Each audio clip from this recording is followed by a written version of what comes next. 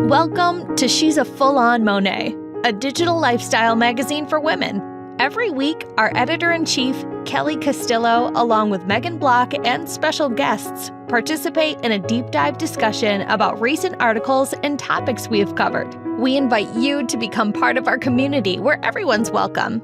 You can totally sit with us.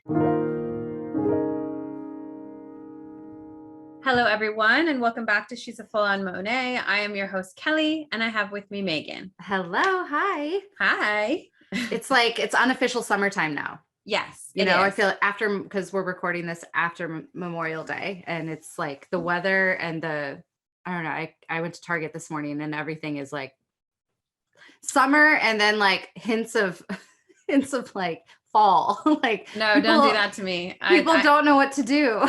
No, it is officially summer, and that's what I'm focusing on. I'm not even ready to think about fall yet. Did you have a nice Memorial Day? Did you do like a traditional Memorial? Did you eat hot dogs or chill by the pool or anything? No. We were up in Carmel and we came home. Saturday night. So we just chilled on Sunday and Monday because we'd been traveling. So, but it was nice for fun.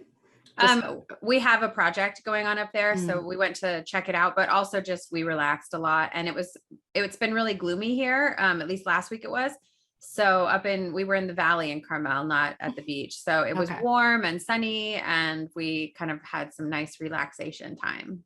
Oh, my grandparents live in Pacific Grove, which is like 30 minutes from there. And so when I hear Carmel, I'm just like, I haven't been up there. I have not visited that area since before the pandemic, and it breaks me. I want to go so bad. So I love that area. And Pacific Grove is such a cute little town. It's so cute. It's like the only part of my childhood that I can go still and visit, like my grandma's house, because I can't go in my childhood house. Somebody else lives there now. That'd be weird.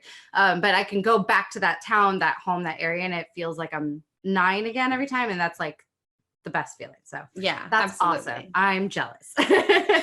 Well, great. Well, we have a really interesting topic today, and I think we have touched on this topic a lot in the past because it is so important, but I think us focusing a whole episode on it today will be really nice. So we both have daughters. We both have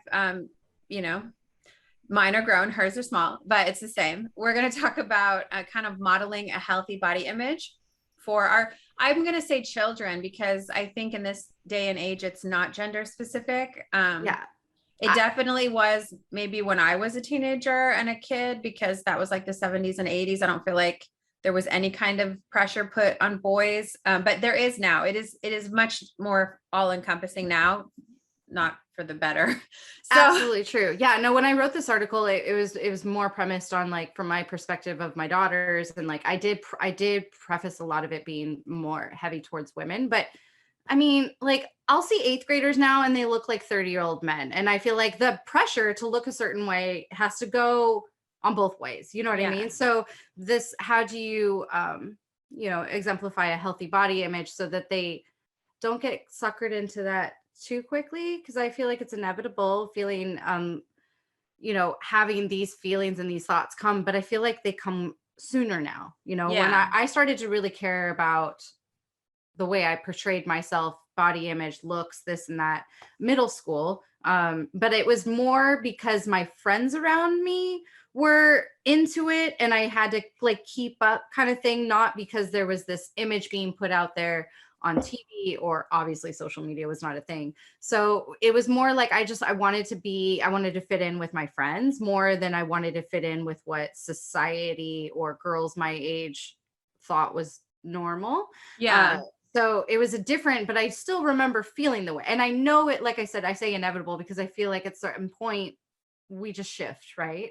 Yeah. And I want to say, I didn't start thinking about my body with any kind of negative mindset until I was in middle school. And what was for me was PE, where we had to change all in the same room. And there was a lot of comparisons going on mentally for all of us, I think.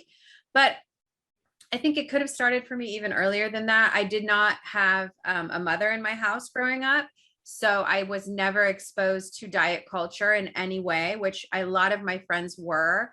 Their parents, their mother specifically would comment on their weight or encourage them to try to lose weight, even at a very young age, or they would just see their mother on diets all the time. And I was a kid in that period of time where things like Slim Fast. I accidentally drank one time because it said chocolate fudge shake, and I was like, oh, and I drank it and I was like, Mom, but those were in our house like like those were like the one thing I remember was you say Slim Fast and I cringe because I had one as a kid. Slim Fast, the cookie brand Snackwells, which were like fat-free cookies. I remember they're like green. Yeah, or the 100-calorie.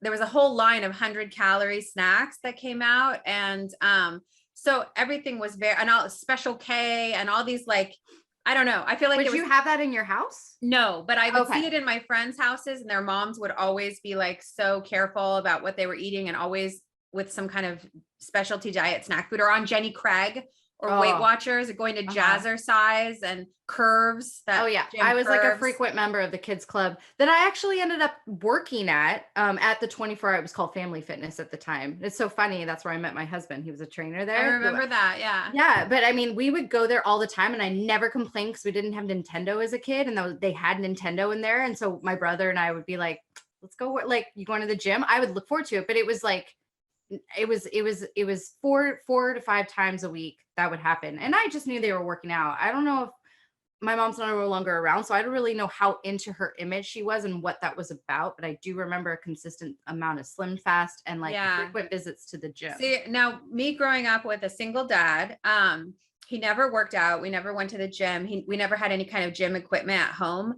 And I don't remember him ever making any kind of comments at all about his body or his health in any kind of negative way. And he ate whatever, he wanted. There was never any, oh, I really shouldn't have that, or nothing, no foods were bad. No foods were good. Now, is that because like we were just in the 90s, like kids were chugging milk like it was their pastime, like there was no lot, like we're so aware of what's in our food and how it's made and who makes it and all this and that now that it's like, holy crap. The word nitrates never came in my house. We ate well at dinner time, but like I feel so. Were you a product of just like a time that didn't focus on that, or where was his parents feeding him like that, so he just fed you like that? Do you know what I mean? My dad's not much of a cook. So he barbecues and he makes things like chili, but he's not like a dinner, he's not a mom type cook.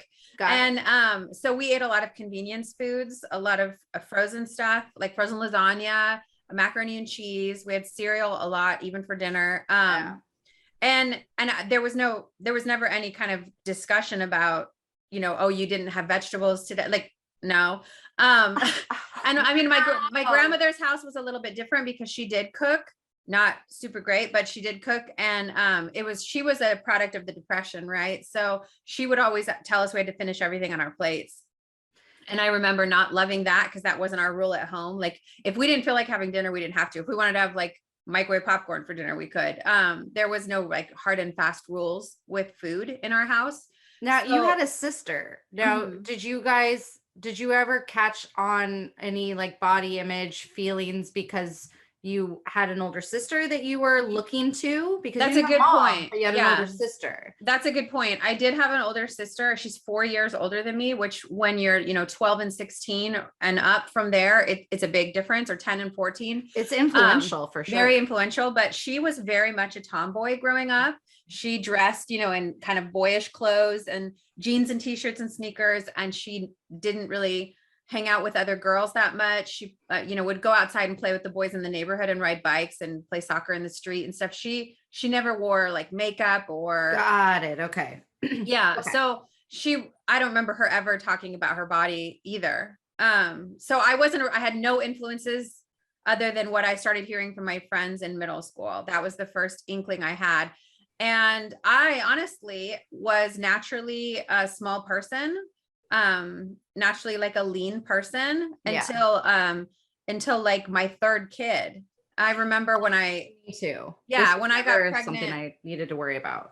I never thought at all about what I was eating. I ate whatever I wanted to eat. And I was never even weighed myself. I didn't have a scale. We didn't have a scale in our house.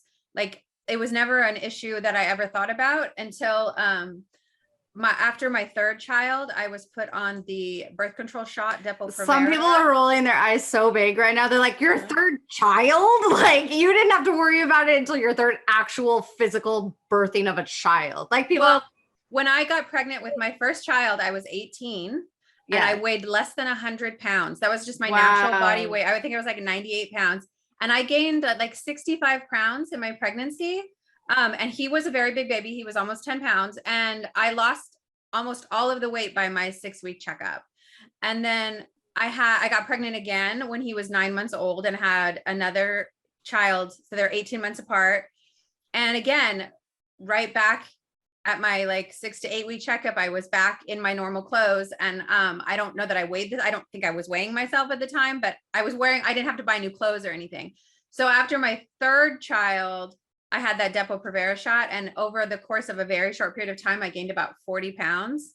And and it was impossible to lose. Yeah, I remember you speaking on this. Yes, I did everything I could think of. I did fruit fasts. I drank MetaFast shakes. I worked out every single day. And the reason was, I remember you telling me that they weren't claiming it was what you were taking. It was you, right? It was like everything. They were like, oh, your metabolism changed after giving birth. I'm like, this isn't my first child. Yeah. And then afterwards, they're like, it might be that. You're like, you think? You know? Yeah, frustrating. It was very frustrating. Yeah. I had not had any body issues until I was 22, probably. What about the pressure to wear makeup at a certain age or look a certain way or have your hair a certain way? Like, you know, that can also fall into this feeling pressure of like body image. You know, I remember sneaking makeup to school because like my mom didn't want me to wear makeup, but my friends were already wearing makeup. So I would like use their makeup, you know. I always wore, like, I have blonde eyelashes. So I always wear mascara. I have, I don't remember when I started. It wasn't, I think I probably just like took it from my sister or something. I don't remember like it being an issue.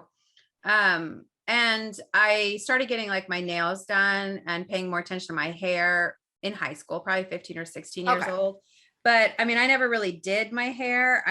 I've always had like just long straight hair. I don't have to really do anything too much to it. But I did start like, I got acrylic nails. I think it was for a school dance. And then I like loved it and I wanted to do it all the time. Or I would lay sometimes in a tanning bed. And I would say the biggest way it came out for me with like awareness of my body. And I kind of developed early. I don't know if it's early or like normal, but I started getting a little curvier around 12 or 13. And that's when I started noticing attention from even grown men. Right. And for someone at that age, getting that kind of attention. And it wasn't like, to me, it didn't come across as creepy attention because nobody ever tried to do anything creepy to me, but people would give me things, like buy me things, pay for my drink and they're in line in front of me, or like, I don't know, just, you know, offer to do things for me. Oh, let me help you with that. Like people were just super men. I don't say people, men were just super extra nice to me. And I was so naive that I thought, oh, this is really nice. I like this. This is really cool. Like men are being super nice to me and like giving me free things. You know, we'd go to the street fair and I'd go to like buy a corn dog or something. And the guy would be like, oh, you can have it for free. And I'm like, 13, and I'm like, I scored a free corn dog. Like I wasn't thinking it was creepy. And now looking back on it, I would be like, you absolutely cannot take a corn dog from that man. But I didn't have any supervision. So I was just rocking it. And so that translated for me into dressing maybe a little bit more, I didn't dress provocatively, but I dressed a little bit more to flatter my body. That was the period of time where the fashion is back, right? We're talking about late 80s, early 90s, where baby tees were really popular and you'd wear them with like the skirts that looked almost like cheer skirts, like tennis skirts, and little sneakers, or summer dresses with the ties that tied right here, and the little corset tops that like buttoned up the front. Just everything at Target right now. Everything at Target right now. Very much like little girl clothes, but made for adults, which is creepy by its nature, but that's what was in, and it's back in now. And